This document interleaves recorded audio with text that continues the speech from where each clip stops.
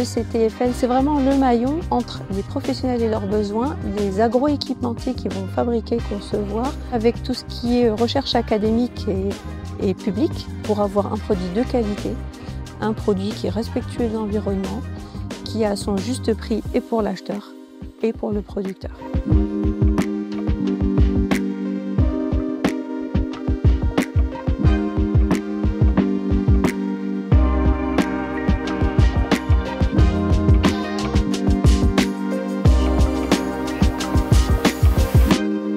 On va conduire vraiment de la même manière qu'un producteur, c'est-à-dire qu'on va soit travailler typiquement en axe, en murs fruitiers, etc.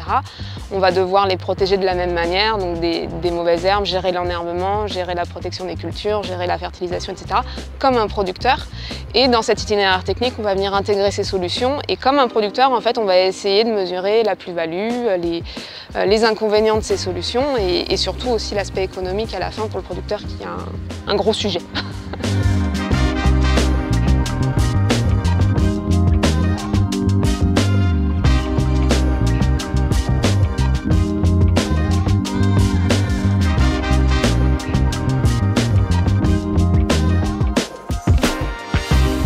Aujourd'hui, la taille, c'est à peu près 150 heures sur des axes classiques.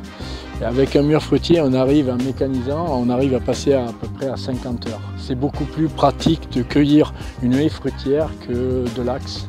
On est beaucoup plus proche de la récolte, c'est plus adapté pour tout ce qui est récolte manuelle, quoi.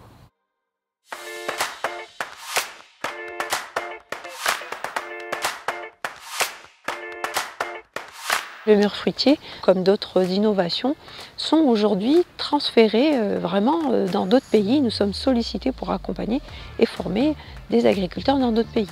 Donc nous avons globalement des travaux qui prennent naissance dans le Bergeracois, mais avec un rayonnement national et international.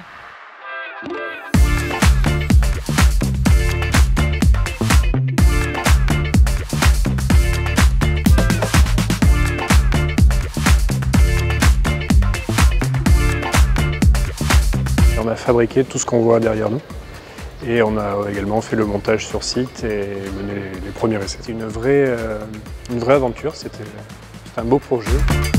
Si on veut développer l'agriculture de demain, c'est forcément dans un lieu comme Bergerac. On est vraiment sur un territoire qui permet de développer les innovations, de les tester avec beaucoup d'entreprises solidaires, partenaires. C'est presque une histoire de famille.